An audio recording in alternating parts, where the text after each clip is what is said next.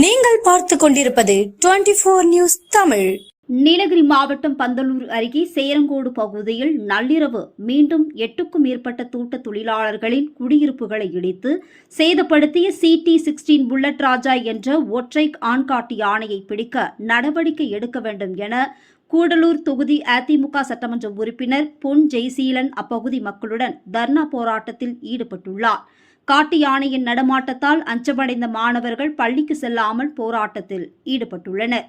நீலகிரி மாவட்டம் பந்தலூர் அருகே சேரம்பாடி, பிதற்காடு மற்றும் அதன் சுற்றுவட்டார பகுதிகளில் கடந்த சில நாட்களாக இரவு நேரங்களில் குடியிருப்புகளின் அருகே உலா வரும் CT16 என்ற புல்லட் ராஜா என்ற ஒற்றை ஆண்காட்டு யானை வீடுகளை இடித்து அரிசி, பருப்பு உள்ளிட்ட பொருட்களை சாப்பிட்டு சேதப்படுத்தி குடியிருப்புகளை சூறையாடி செல்வதும் மக்களை அச்சுறுத்தியும் வருகிறது.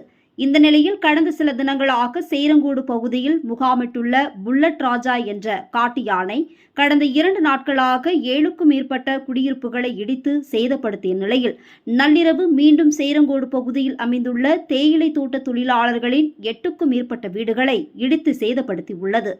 இதனால் அதிருப்தியடைந்த தோட்ட தொழிலாளர் காட்டு யானையை உடனடியாக பிடிக்க நடவடிக்கை எடுக்க வேண்டும் என வனத்துறையை கண்டித்து தர்ணா போராட்டத்தில் ஈடுபட்டுள்ளனர். கூடலூர் தொகுதி அதிமுக சட்டமன்ற உறுப்பினர் பொன் ஜெயசீலன் கிராம மக்களுடன் போராட்டத்தில் ஈடுபட்டுள்ளார். அதேபோல் காட்டு யானையின் நடமாட்டத்தால் மாணவ மாணவியர்கள் பள்ளிக்கு செல்ல அச்சமடைந்து யானையை உடனடியாக பிடிக்க நடவடிக்கை எடுக்க வேண்டும் என போராட்டத்தில் ஈடுபட்டுள்ளனர்.